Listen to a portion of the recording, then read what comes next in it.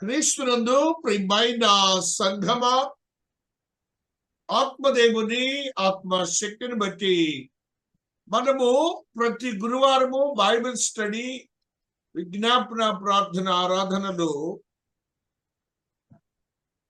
ఏదో ఒక భక్తితో కూడినటువంటి, తత్పరతతో కూడినటువంటి ఆ యొక్క గ్రంథంలో ఉన్న మాటలను తీసుకొని మహాదేవుని యొక్క మనస్సుని మనం గ్రహిస్తూ బైబిల్ స్టడీని ధ్యానిస్తున్నాం. అది అందరికీ తెలిసిన మాటలే అవుతాయి, కానీ అందులో ఆత్మీయంగా ఉన్నటువంటి భావాన్ని మనం చూస్తుంటాం. మహాదేవుడు అనుభవ జ్ఞానము అనే మాటని, పేతురు భక్తుని ద్వారా ఇచ్చిన మాటని మనం ధ్యానిస్తున్న క్రమంలో అనుభవ జ్ఞానంలో ఉన్నటువంటి భావాలన్నీ మనం ధ్యానిస్తున్నప్పుడు గత వారమునకు సహనమును గురించి ధ్యానించాం. సహనము నుండి భక్తిని, గాడ్లీనెస్, ఇవన్నీ అయ్యాక భక్తిలోనికి రమ్మంటాడు ఆయన. చాలా సున్నితమైన మాటలు ఇవి. ఇవన్నీ అయ్యాకనే మీరు భక్తి తత్పరతలోకి రండి అని మహాదేవుడు పేతురు భక్తుని ద్వారా అనుభవ జ్ఞానం అనే మాటని మనకు చెప్తూ మనల్ని బలపరుస్తున్న స్థితిని చూద్దాం. ఏం చెప్తున్నారంటే, ఆ యేసునందు విశ్వాసం ఉంచండి అనే మాటని అందరం చెప్పుకుంటాం. ఆ విశ్వాసం ఉంచినప్పుడు ఏం చేయాలట? మీ మట్టుకు మీరు పూర్ణ జాగ్రత్త గలవారై మీ విశ్వాసమునందు సద్గుణమును, సద్గుణమునందు జ్ఞానమును, జ్ఞానమునందు ఆశానిగ్రహమును, ఆశానిగ్రహమునందు సహనమును, సహనమునందు భక్తిని, ఇవన్నీ అయ్యాకనే భక్తిలోకి రమ్మంటాడు. ఇప్పుడు అది మనుష్యునికి లోపముగా ఉన్నది కాబట్టి ఇవాళ మన ప్రార్థనలన్నీ అవే.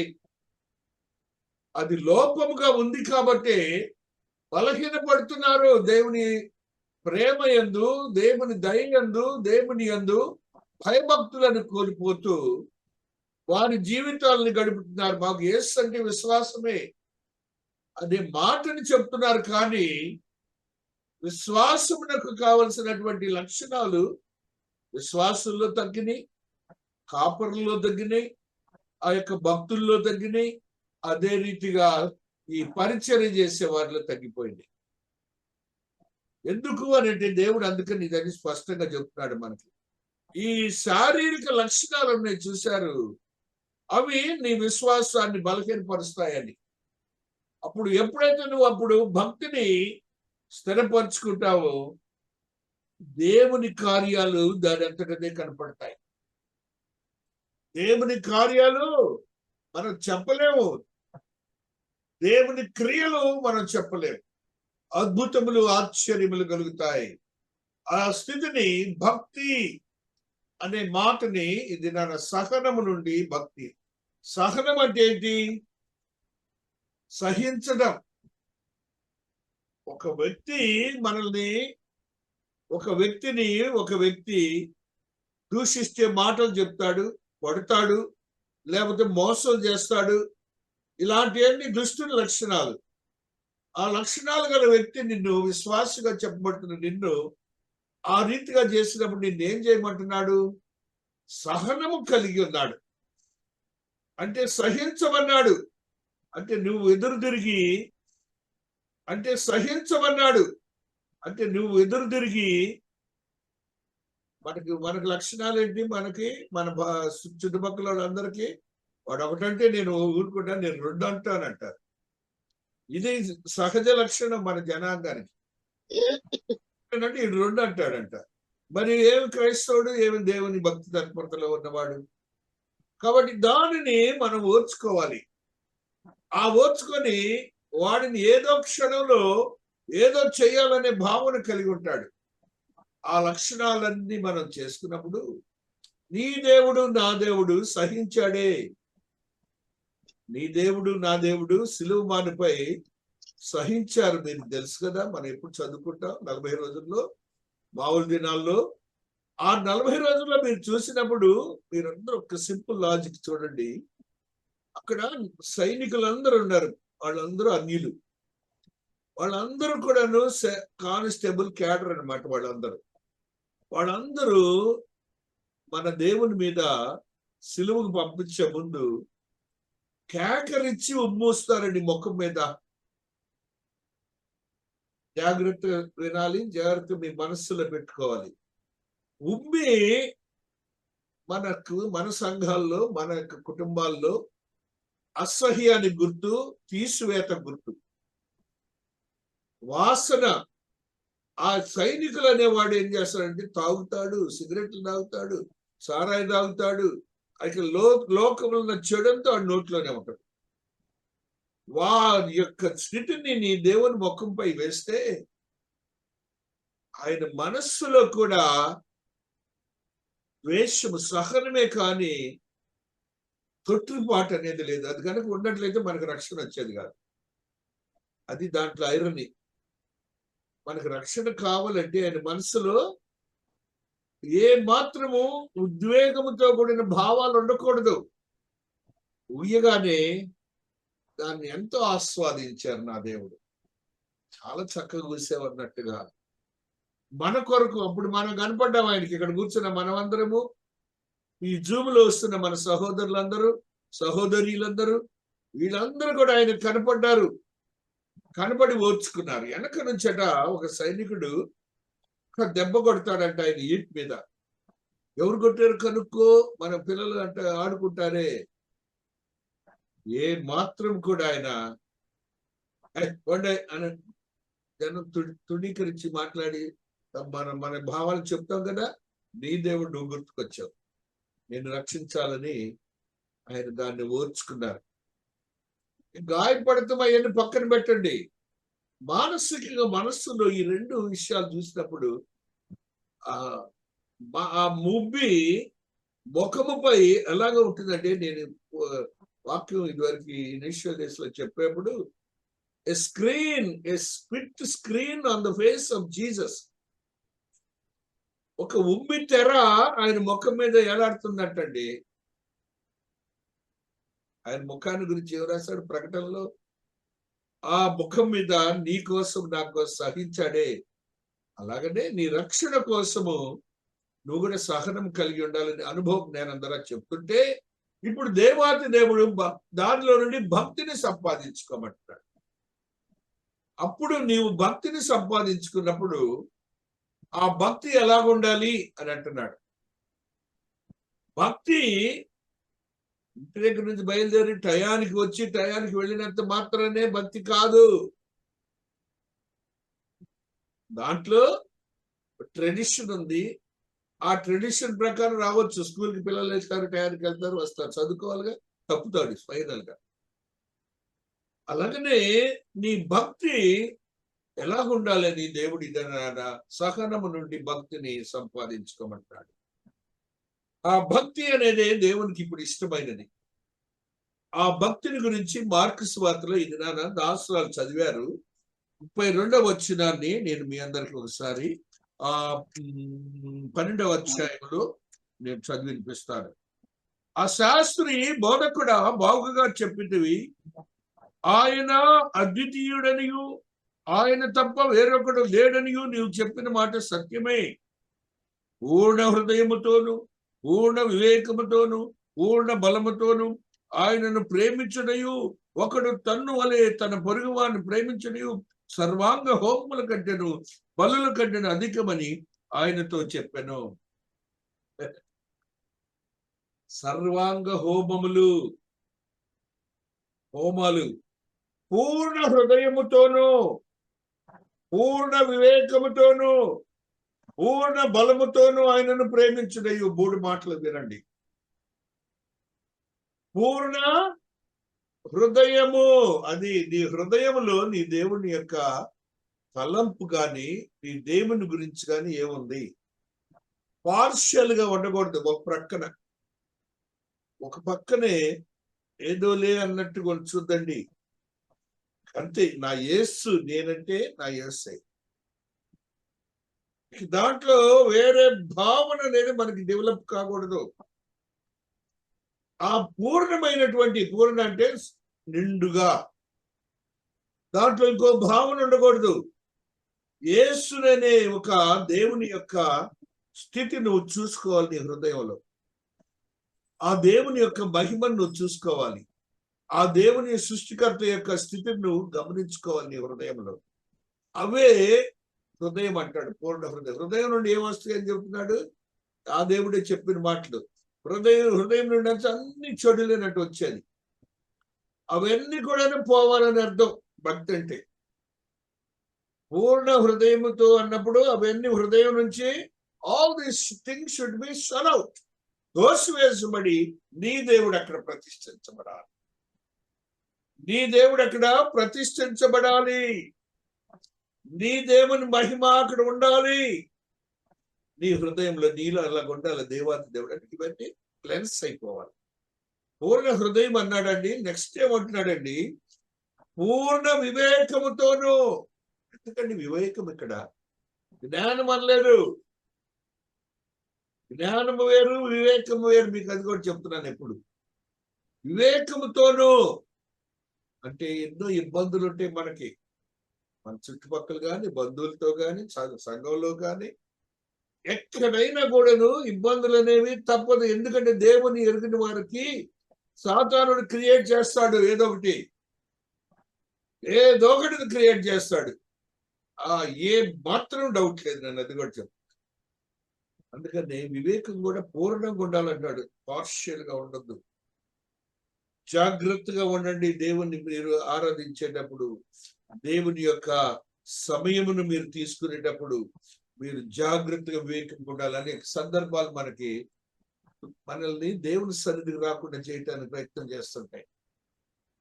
మీరు గమనిస్తున్నాను. ఎప్పుడైనా కూడాను, నిన్నటి దినాన నేను ట్యూస్డే నాడు ఆరాధన పెట్టలేదని వ్యధ చెందాను. అక్కడ వేరే చోట ఆరాధన ఉన్నా నాకు దేవునితో నేను చేసిన కమిట్మెంట్ చేయలేకపోయానని బాధపడుతుంటే బుధవారం నాడు పెడితే ఇప్పుడు మరి ఇక్కడ ఆఫీసులోనే పెడుతున్నాం కదా ఆరాధన. రాగానే ఇక్కడంతా ఇటుక రాళ్ళు కుప్ప వేసి పెట్టారు. 6 గంటలకు వచ్చారు బయటికి. చూడండి సాతానుడు ఏం చేశాడు. మరలా కృపను బట్టి అదేదో నేర్చుకోబట్టి నేను డిపార్ట్మెంట్ లో ఆ మరల దాన్ని ఎట్లా రివైవ్ చేసి పెట్టి ఈ ఆటంకం గురించి చెప్తున్నా. వివేకం అనేది, భక్తి అనేది లింకు.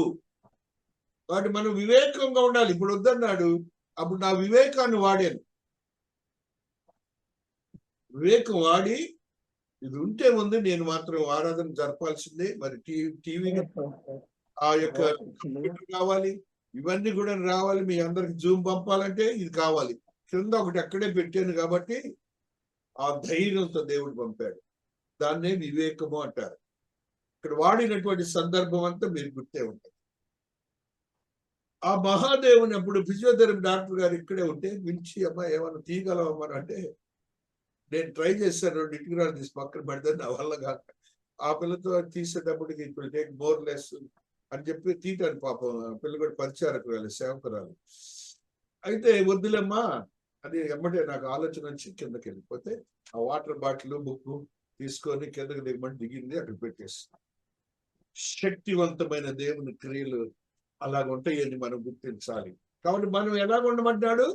పూర్ణ హృదయముతో, పూర్ణ వివేకముతో ఉంటే ఆయన భక్తిలో ఒక భాగం అది నాకు క్లియర్ అయిపోయింది. నేను ఆరాధన అవగానే ఐ వెరీ మచ్ హ్యాపీ. తర్వాత ఈవేళ మళ్ళీ రాళ్ళు తీయాలి. దానికి అది మోయటానికి వర్షము, జనాలు రావట్లేదు పనివాడు. చూడండి ఎలాగ తెలుసు. 12-2 గంటల వరకు నాకు దేవుడు కృపను బట్టి అన్ని జరిగిపోయినాయి. మహాదేవుని యొక్క కృప మన వివేకము భక్తిలో ఉండాలి. అది నేను చెప్పేది. మన ఇళ్లలో కూడా సమస్యలే బోల్డండి. మీకు అందరూ ఫేస్ చేస్తూ ఉంటారు. బోల్డ్ ఉంటాయి. మాత్రం మీరు భయపడద్దు. వివేకంతో మీ దేవుని భక్తిని కొనసాగించండి. అక్కడే ఆయన వివేకమని నెక్స్ట్ మాట ఏమంటున్నాడు రా తల్లి? పూర్ణ బలముతోను. ఎందుకని ఈ మాట వాడతాడు? బలం అనే మాటని. నీ శక్తి కొలది ఆయన కోసము ఆ ప్రయత్నం చేయాలి. భక్తిలో ఉంటాయి, సమస్యలు ఉంటాయి, కానీ నీ శక్తి ఏమైతుందో, నీ శారీరక శక్తి కానీ మానసిక శక్తి కానీ, ఆ సందర్భంలో ఎటువంటి శక్తి అవసరమో దాన్ని వాడటానికి ప్రయత్నం చేయండి. నీ దేవుడు చూస్తాడని నేను అది చెప్తున్నాను. నీ దేవుడు చూచి ఆశీర్వదించే దేవుడు, చూసి ఆనందించి ఆశీర్వాదాలు కుమ్మరించే దేవుడు. అందుకు తెలుగు మాట కుమ్మరింపు. తప్పదు, ఆయన ఇస్తారండి, అంతే. అంత మంచి దేవుడు ఆయన. ఆ దేవుని సమక్షంలో మనం అందరం ఉన్నాం. ఆయన ఈ దినాన భక్తుని గురించి మాట్లాడుతూ ఆ యొక్క దైవజనులతో ఆ రోజున ఆయనను ప్రేమించుటయు, దేవుని భక్తి మన మనసులకి ఆయనపై అట్లా ఉండిపోవాలి. అది నేను చెప్పాను, ఆ ఉదాహరణ చెప్పడానికి కారణం అదే. మన భక్తి ఆయన మీద అలాగా కాన్సన్ట్రేషన్ ఉండాలి. అది లేకుండా ట్రెడిషనల్ గా ఉంటున్నారు. అదే నా బాధ. ఏదోలే అన్నట్టు ఉంటున్నారు. అట్లాగా ఉండటం అనేది కాదు, అలా కాదు. వివేకం అనే దగ్గర కడప కర్నూలు ఉద్యోగం చేసి మన సొంత నిర్ణయం చొప్పున దేవునితో ఉండటానికి ప్రయత్నం చేయకండి. అది దేవునికి తెలుస్తుంది. ఈ యొక్క ఎలాగుంది ఆయనకు కావాలి. ఇప్పుడు మరవరాయి 7-5 నిమిషాలు లేట్ అయితే కారణం ఏంటంటే వివేకం కావాలి. అక్కడ ఏదో నా అతిశయం చూపిస్తే లేదు. దేవాతి దేవుని యొక్క మహాకృపను బట్టి దేవుని ఉండేవాడు పాస్టర్ గారు చనిపోయారు. ఇక్కడ మీరు ఇవాళ రాలేదు, పోయిన వారం ఏంటి ఉద్యోగులు ఉన్నారని మీరు అనగానే మనం ఉబ్బిపోకూడదు. దానికి వివేకంగా సమస్యలు ఉన్నాయని చెప్పాలి. పాస్టర్ గారు మనల్ని ప్రేమించారు కాబట్టి ఆ మాటలు మాట్లాడారు. కాబట్టి ఇవన్నీ వివేకంతో మనం ఉండాలి. దేవుని సన్నిధిలో అతిశయపడకూడదు. ఇలాగ భక్తుడి గురించి ఒక భావాన్ని, యేసయ్య చెప్పిన భావాన్ని మీకు చెప్తున్నాను. మరలా మహాదేవుడు ఒక మాటని మనకు తెలియజేస్తున్నాడు. చూడండి, ఆత్మదేవుని యొక్క ఆత్మీయతో కూడిన స్థితి 1 తిమోతి 2:2లో ఒక మాటని చదువుకుంటూ వస్తున్నాము. 1 తిమోతి 2:2లో ఈ మాట ఆత్మదేవుడు తెలియజేస్తున్నాడు. 1 తిమోతి 2:2 రాజుల కొరకును అధికారులందరి కొరకును విజ్ఞాపన ప్రార్థనలు యాచనలు కృతజ్ఞత చేయవలెను హెచ్చరిస్తున్నాను. మంచిదియు మన రక్షకుడగు దేవునికి అనుకూలమైనది ఉన్నది. దేవుని దృష్టికి అనుకూలమైనటువంటి భక్తినే మనం పెంపొందించాలి. అది వాక్యానుసారమైనటువంటి భక్తి ఉండాలి మనలో. కన్వెన్షన్స్ వద్దండి, క్రమాలు వద్దు. కొన్ని చర్చల్లో క్రమాలు. ఒక ఫాదర్ గారు ఏదో బొన్నూరు బాపట్లనైతే యేసయ్య కాళ్ళు గడిగాడని ఆయన ప్రతి వారం కాళ్ళు గడుగుతాడంట సంస్కారం రోజున. అవి వద్దు, అవి కాదు మనకు కావాల్సింది, క్రమాలు కాదు. హృదయం అనుకూలము, దేవునికి అనుకూలమైనది చేయాలి. ఒకరినొకరు ప్రేమించుకోవడానికి ప్రయత్నం చేయాలి. అది అక్కడ సందర్భం. అది ఒకరినొకరు గౌరవించడం కావాలి. మనలో అతిశయము గర్వము తీసేయాలి. అనుకూలమైనది దేవునికి అనుకూలమైన చేయాలి. 10వ వచనాన్ని కూడా చదువుతాం చూడండి. దైవ భక్తి గల వారు మనం చెప్పుకున్న స్త్రీలకు తగినట్టుగా సత్క్రియల చేత తమ్మును తాము అలంకరించుకొనవలెను. భక్తి అంటే వాళ్ళు ఏముండాలి? సత్క్రియలు ఉండాలి. ప్రార్థనలు, పాటలు పాడటాలు, లేకపోతే గోల చేయటాలు సంఘాల్లో ఉంటాయి. తప్పు కాదు. దాంట్లో నీ యొక్క మైండ్ సెట్ ఎలా ఉంటుంది? మంచి క్రియలు, దేవునికి క్రియలు చేసేవారిగా ఉండాలి, సత్క్రియలు చేసేవారు దేవుని దృష్టిలో అనుకూలమైన సత్క్రియలు చేయాలి. కానీ మన భావోద్రేకాలు ఉన్నాయి చూసారు, అవన్నీ అసలు అవన్నీ చచ్చిపోవాలి, మనకు ఉండకూడదు. భక్తులు ఇది మస్ట్. అలాగే నేను 3:16 కూడా ఒక మాట చదువుకుందాం. నిరాక్షేపముగా దైవ భక్తిని గురించిన మర్మము గొప్పదై ఉన్నది. ఆయన సశేషుడిగా ప్రత్యక్షుడయ్యను, ఆత్మవిషయం తీర్పు పొందింది. ఆత్మ విషయమై నీతిపరుడు. కాబట్టి దైవ భక్తిలో నీతి, ఆత్మ విషయంతోనే శారీరకంగా నీతి కార్యాలు బోల్డ్ చేయొచ్చు, మనం అన్నాలు పెట్టచ్చు, లేకపోతే మనకున్న చొక్కా శరాయిలు ఇవ్వచ్చు. అది కాదండి, నీవు నీతిపరుడుగా దేవుని దృష్టి, అటువంటి భక్తిని మనం సంపాదించుకోవాలి. సమయం కాబట్టి దేవుడు ఈ పరిశుద్ధ వాక్యమును దీవించి ఆశీర్వదించాక నెక్స్ట్ ధ్యానించుకుందాం, ప్రార్థించుకుందాం.